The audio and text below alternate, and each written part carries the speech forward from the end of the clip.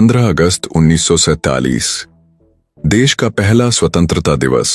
उस शाम दिल्ली के प्रिंसेस पार्क में ब्रिटिश का झंडा उतारकर तिरंगा फहराया जाना था। तब वहां 300 लोगों के इकट्ठा होने का अनुमान था, लेकिन हकीकत में 5 लाख लोगों का सैलाब उमड़ पड़ा। खुद जवाहरलाल नेहरू और लॉर्ड माउंटबेटन को समझ नहीं आ रहा था कि मंच तक जाएं कैसे।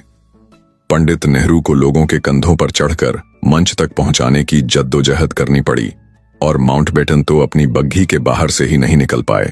माउंटबेटन की बेटी पामेला बताती हैं कि जब मैं वहां पहुंची तो पंडित नेहरू ने मुझे चिल्लाते हुए कहा, तुम लोगों के सिर और कंधों पर पैर रखते हुए मंच पर आ जाओ, वो बिल्कुल बुरा नहीं मानेंगे। मैंने कहा, मैंने ऊंची एड़ी वाली सैंडल पहनी है जो लोगों को चुभ सकती है। तब नेहरू बोले, तो सैंडल को हाथ में लो और आगे बढ़ो।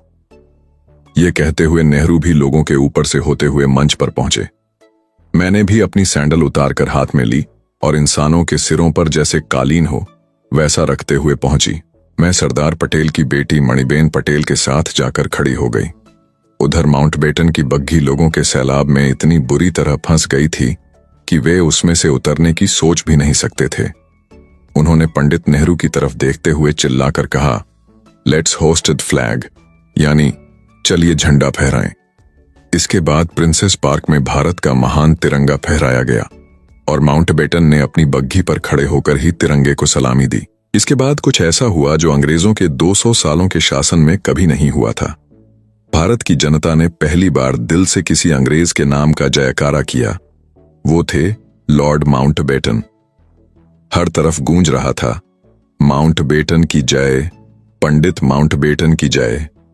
उस दिन माउंटबेटन को वह सौभाग्य मिला जो किसी अंग्रेज को नहीं मिला था। उनकी आंखें खुशी से भर आईं।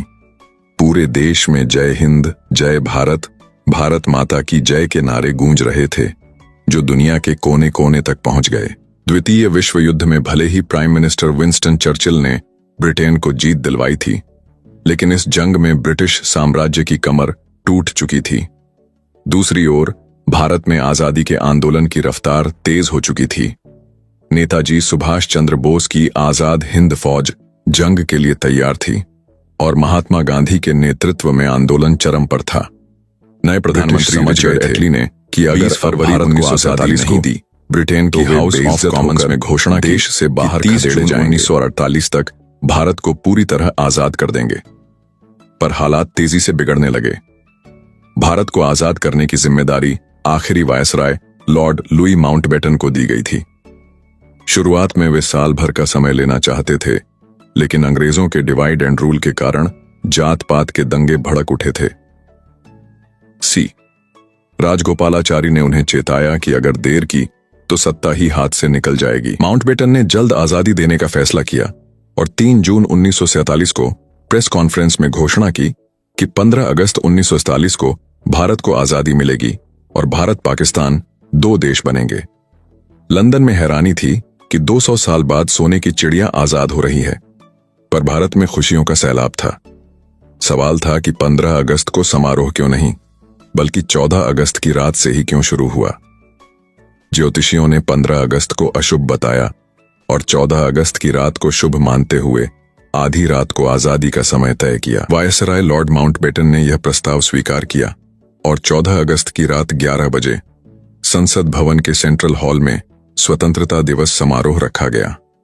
शुरुआत सुचिता कृपलानी ने की, जिन्होंने बाद में उत्तर प्रदेश की पहली महिला मुख्यमंत्री बनी।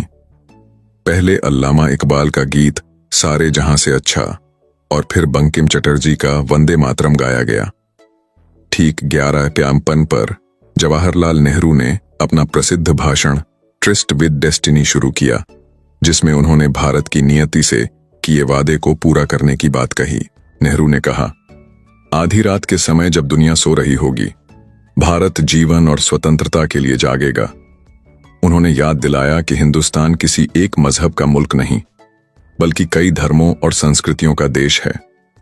जैसे ही रात के 12 बजे शंख बजने लगे और लोगों की आंखों में खुशी के आंसू आ गए, महात्मा गांधी और सुभाष चंद्र बोस के जयकारों से सेंट्रल हॉल गूंज उठा।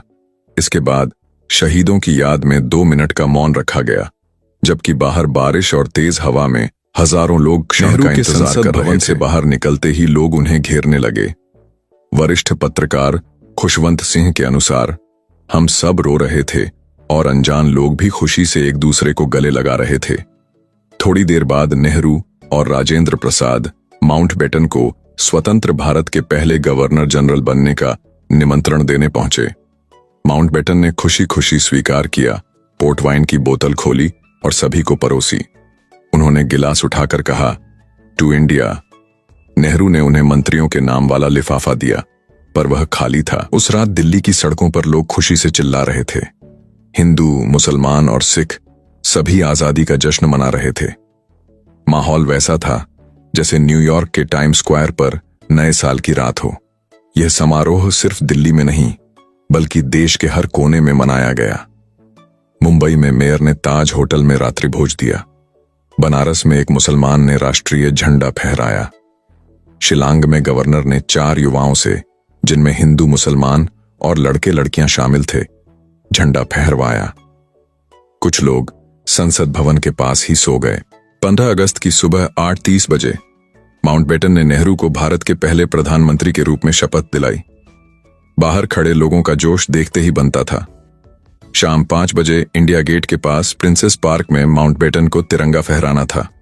अनुमान था 300 लोग आएंगे, लेकिन भीड़ 5 लाख तक पहुंच गई। भीड़ इतनी घनी थी कि गाड़ी तो दूर, साइकिल भी नहीं चल सकती थी। बैरिकेड, बैंड स्टेज, रस्सियां, सब भीड़ की लहर में बह गए। बैंड वालों के पास इतनी भीड़ थी कि ढोल बजाना भी संभव नहीं रहा। लोग इतने पास पास बैठे थे कि उनके बीच से हवा का गुजरना भी मुश्किल था। इंग्लिश राइटर डोमिनिक लेपियर और लैरी कॉलिंस ने फ्रीडम एट मिडनाइट में लिखा कि भीड़ में हजारों औरतें थीं जो अपने दूध पीते बच्चों को सीने से लगाए खड़ी थीं।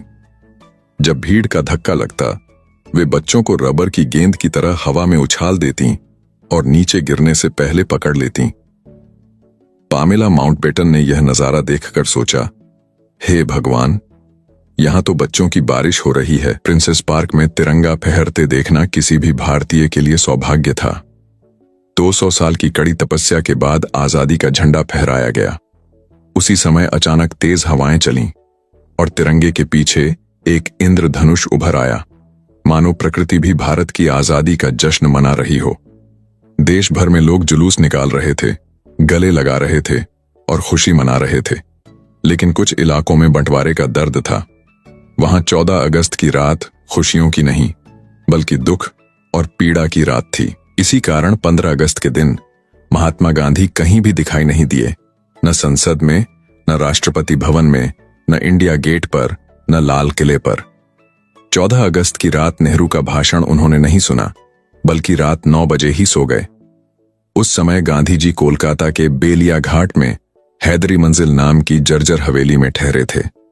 वे दंगों को शांत करने के लिए 13 अगस्त को वहां पहुंचे थे। 15 अगस्त की सुबह 2 बजे उठकर उन्होंने हिंसा रोकने और शांति स्थापित करने के लिए उपवास रखा। गांधी जी ने गीता पाठ करवाया और दोपहर में प्रार्थना सभा में पहुंचे, जहां हर समुदाय के लोग मौजूद थे। आजादी के दिन उन्होंने अन्न का एक भी निवाला नहीं खाया और जश्न से दूर रहे, क्योंकि वे चाहते थे कि देश में दंगे न हों। 15 अगस्त 1947 वह दिन था जब भगत सिंह, राजगुरु, सुखदेव, चंद्रशेखर आजाद जैसे क्रांतिकारियों का सपना पूरा हुआ। नेताजी सुभाष चंद्र बोस की आजाद हिंद फौज का उद्देश्य साकार हुआ और गांधी, पटेल, नेहरू के साथ करोड़ों भारतीयों का संघर्ष सफल हुआ। आजादी के इस ऐतिहासिक दिन को याद करते हुए अगर आप भी देश को आजादी दिलाने वाले फ्रीडम फाइटर्स पर गर्व करते हैं, तो उनके सम्मान में जय हिंद, जय भारत कहना चाहिए। इस दिन का जश्न सिर्फ एक उत्सव नहीं, बल्कि उन बलिदानों की याद है जिनसे हमें स्वतंत्रता मिली। इसलिए इस कहानी को आगे बढ़ाना हमारा कर्तव्य है। भारत माता की जय। वंदे मातरम।